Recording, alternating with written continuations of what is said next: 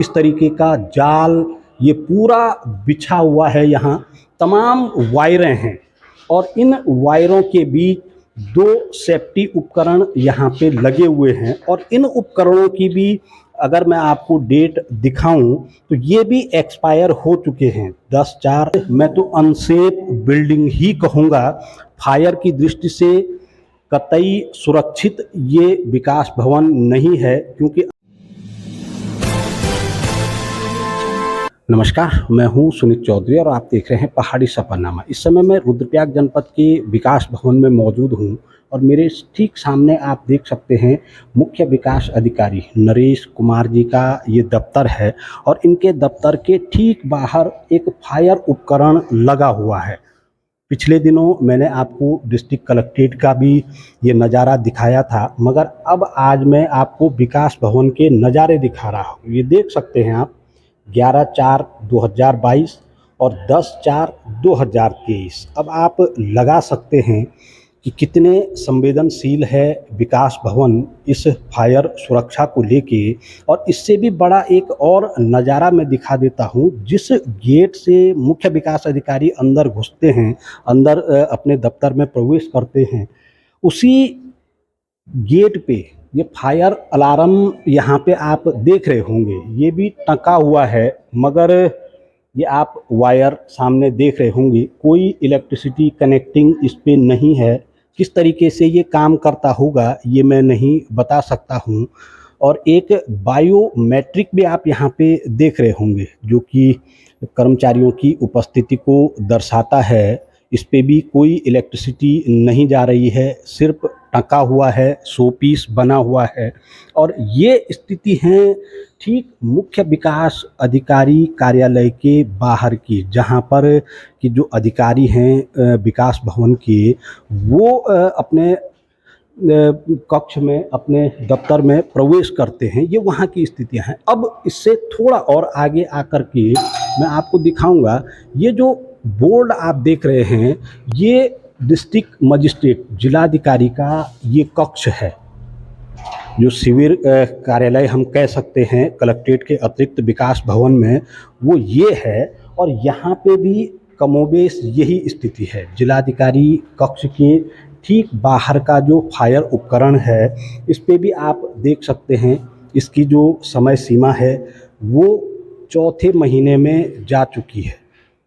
अब कितने मैं आपको दिखाऊं, अगर ऐसी मैं आपको विकास भवन के और नज़ारे भी दिखाऊंगा। तो ये एक फायर उपकरण है, इसकी भी स्थिति वही हो रखी है। आखिर कौन इन व्यवस्थाओं का संचालन करता है, कौन इनको देखता है, ये एक बड़ा सवाल है। और जनपद के जितने भी महत्वपूर्ण विभाग हैं विकास भवन से संबंधित, सारे इसी बिल्डिंग में रहते हैं। इसके भी वही हाल हैं। 10/4/2023 को ये एक्सपायर हो चुका है। अब आप लगा सकते हैं कि जनपद के जो अधिकारी हैं वो किस तरीके से इस, मैं तो अनसेफ बिल्डिंग ही कहूँगा, फायर की दृष्टि से कतई सुरक्षित ये विकास भवन नहीं है। क्योंकि अगर खुदा न खास कोई हादसा हो जाता है तो किस तरीके से सेफ्टी होगी, इसका भगवान ही मालिक है। मैं आपको और तस्वीरें भी दिखाता हूँ, आप चलिए मेरे साथ। तो विकास भवन के भूतल पे मैं इस समय खड़ा हूँ और ये सीढ़ियाँ आप देख रहे होंगे, इसके पश्चात प्रथम तल और द्वितीय तल लगते हैं। ये आम रास्ता है प्रथम तल और द्वितीय तल में जाने का। अब इस रास्ते के ठीक बगल पे आप आ जाइए।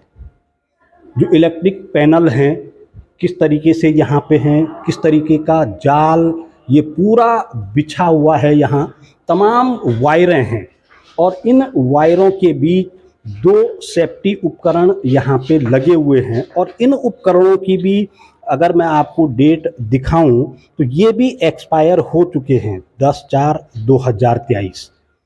ये तस्वीरें आप देख पा रहे हैं, कितनी बड़ी नेग्लिजेंसी सरकारी प्रतिष्ठानों में चल रही है। एक ऐसी बिल्डिंगों में, एक ऐसे दफ्तरों में जहाँ पे कि जनपद के तमाम अधिकारी पहुँचते हैं, तमाम जनप्रतिनिधि पहुंचते हैं, तमाम जो जनता है वो पहुंचती है, वहाँ पे चल रही है। ये विकास भवन का सभागार है। मैं इसकी भी तस्वीरें आपको दिखाऊंगा। विकास भवन का सभागार है और अभी थोड़ी देर पहले एक महत्वपूर्ण बैठक यहाँ पे थी और आए दिन महत्वपूर्ण बैठकें यहाँ होती रहती हैं।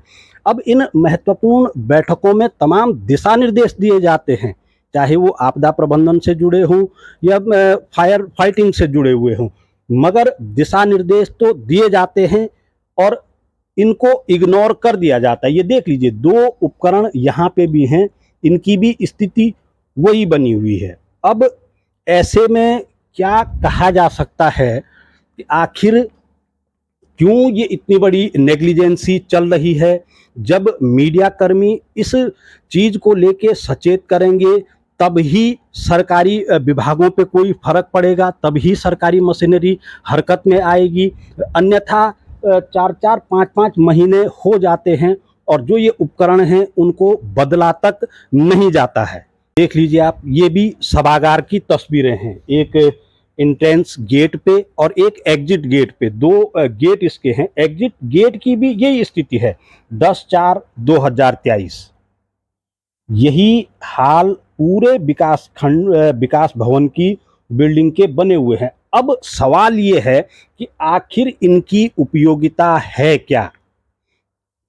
क्योंकि जिस उद्देश्य को लेके इन उपकरणों को यहाँ लगाया गया है वो तो कहीं पूरा होता नहीं दिख रहा है, क्योंकि इस पे जो डेट है, एक्सपायरिंग की डेट है या इनकी रिफिलिंग की डेट है, वो समाप्त हो चुकी है। और अगर इस बीच कोई हादसा होता है तो उसका जिम्मेदार फिर कौन होगा?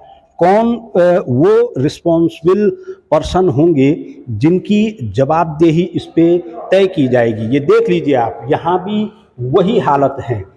अब दिक्कत इस चीज़ की है कि आखिर दिखाएं तो दिखाएं कितने? ये देख लीजिए, एक फायर अलार्म यहाँ पे है, इसकी भी स्थिति वही है। ये भी 100 पीस बना करके टाँक दिया गया है। कोई इलेक्ट्रिक सप्लाई इसमें है नहीं, जो वायरें हैं वो इस तरीके से रखी हुई हैं। अब इसका उद्देश्य क्या है? आखिर क्यों इतना पैसा खर्च किया जा रहा है सेफ्टी के नाम पे? और सिर्फ अगर दिखावा ही करना था तो फिर ये तामझाम जोड़ा ही क्यों है?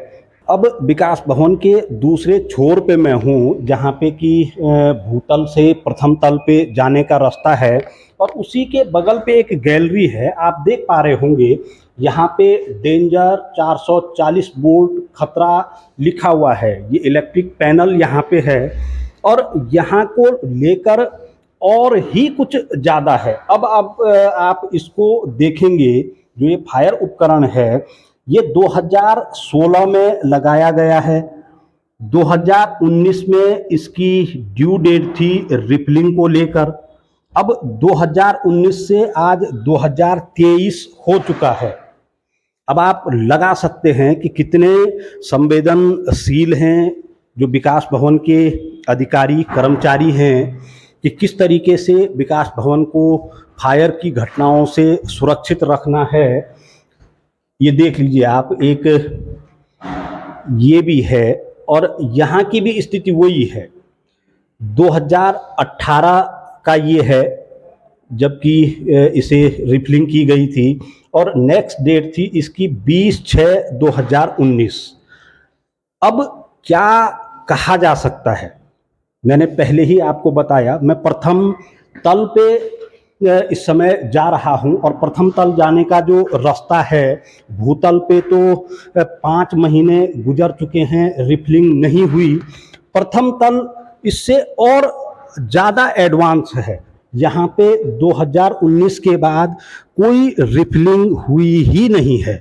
ये देख सकते हैं आप, ये प्रथम तल की स्थिति है और प्रथम तल पे बड़ी चौंकाने वाली बातें हैं। ये 2019 का देख सकते हैं आप, जो रिफिलिंग की गई है ये 2018 में की गई थी और 20/6/2019 को इसकी ड्यू डेट थी रिफिलिंग को लेके। तमाम अधिकारी यहाँ पे हैं, जनपद के जितने भी विकास विभाग से जुड़े हुए अधिकारी हैं वो इस बिल्डिंग में रहते हैं, और इन बिल्डिंगों की स्थिति क्या है ये मैं आपको दिखा रहा हूँ। यहाँ पे भी कमोबेश स्थिति वही है।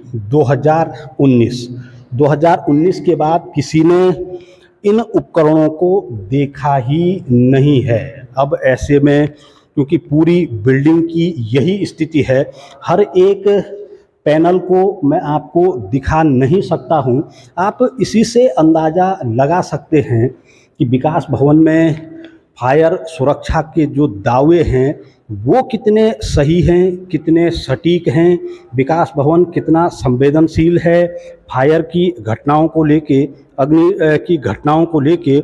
उसका नज़ारा मैंने आपको दिखा दिया है कि 2019 से फायर उपकरण यहाँ पे बदले ही नहीं गए हैं, जबकि हर साल इनकी रिफिलिंग होती है, बाकायदा उन पे रिफिलिंग डेट पड़ी होती है। उसके बावजूद भी आपने स्थिति देख ली है कि किस तरीके से अग्नि की घटनाओं को लेकर रुद्रप्रयाग जनपद का जो विकास भवन है वो सुरक्षित है।